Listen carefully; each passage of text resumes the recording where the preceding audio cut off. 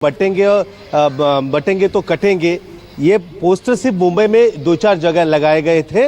लेकिन एक बात है कि यहाँ पर जातीय राजकारण, जो धर्म के नाम पर जो राजनीति है ना, इस बार इस चुनाव में वो नहीं चलने वाली है। इसकी प्रमुख वजह ये है कि सारा वोटर अलग अलग पार्टी में वहाँ पर बटा हुआ है, चाहे मुस्लिम हो, दलित हो, सब हो।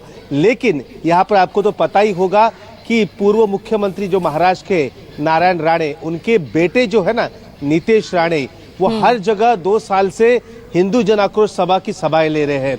लेकिन क्या हुआ, माहौल खराब करने की कोशिश हुई दोनों तरफ से ही, लेकिन यहाँ पर कुछ हुआ नहीं है। देखिए, ये जो बटेंगे तो कटेंगे, ये जो नारा है ना, वो उत्तर प्रदेश या दूसरे अन्य नॉर्थ के राज्यों तक वो सीमित है, लेकिन महाराष्ट्र में ये नारा भी नहीं चलेगा और इस प्रकार की राजनीति भी नहीं चलेगी।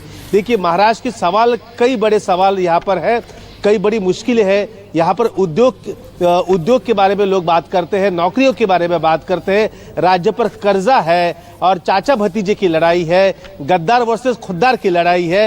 इन्हीं लड़ाइयों में यहाँ की राजनीति अब ये सीमित रह चुकी है।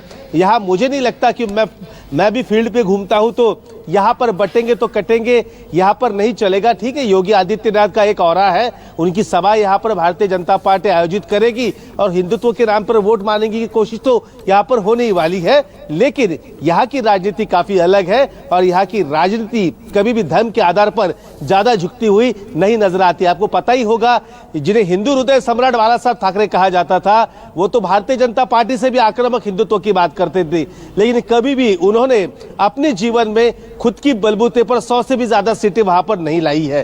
तो जाहिर सी बात है यहाँ पर, और भारतीय जनता पार्टी जो बड़ी बड़ी सभाएं लेती है, इलेक्शन मैनेजमेंट उनका बहुत बारीकी से चलता है, वो भी कभी खुद के बलबूते पर महाराष्ट्र में सरकार नहीं बना पाई है। तो जाहिर सी बात है, ये नारा यहाँ पर बहुत ही कम चलेगा। लेकिन ऐसे में यहाँ पर जब फडणवीस वोट जिहाद, लव जिहाद की बात करते हैं, तो फिर इन मामलों का जिक्र करना, तो किस तरह की रणनीति यहाँ पर फिर बीजेपी की दिख रही है?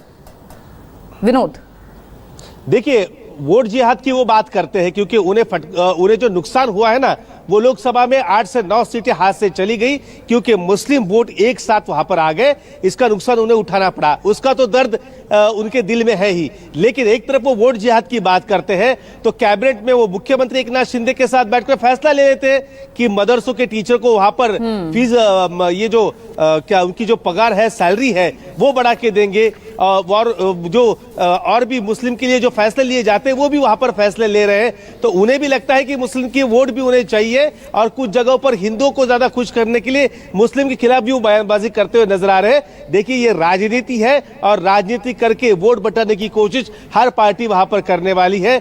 आप एक देखिए, लिस्ट देखिए, उद्धव ठाकरे इतने सीटों पर लड़ रहे हैं, उनके मुस्लिम वोट के कारण उद्धव ठाकरे की साख इस बार लोकसभा चुनाव में बची हुई और 9 सीटें उन्होंने जीती है। उनमें से 4 से 5 सीटें सिर्फ मुस्लिम वोट बैंक के सिंगल साइड वोटिंग से उन्होंने जीती है। लेकिन उन्होंने कितने मुसलमान को टिकट दिया? एक, वो भी मुंबई से हारून खान को। बाकी उन्होंने किसी को टिकट वहां पर नहीं दिया है। तो देखिए, सबको प्यार उमड़ता है हर समाज के प्रति, मतलब मुस्लिम समाज के प्रति भी हो, लेकिन जब टिकट देने की बारी आती, जब देने की बारी आती है ना, तो कोई टिकट वहां पर नहीं देता क्योंकि उन्हें पता है, उद्धव ठाकरे को भी पता है, मराठी वोट बैंक हो या फिर हिंदुत्व वोट बैंक है, ये हाथ से ना चली जाए। बिल्कुल, और इसीलिए ये हाथ से चला ना जाए, इसलिए हर दाव पेच यहाँ पर खेला जा रहा है। गुलाबचंद दुबे जी,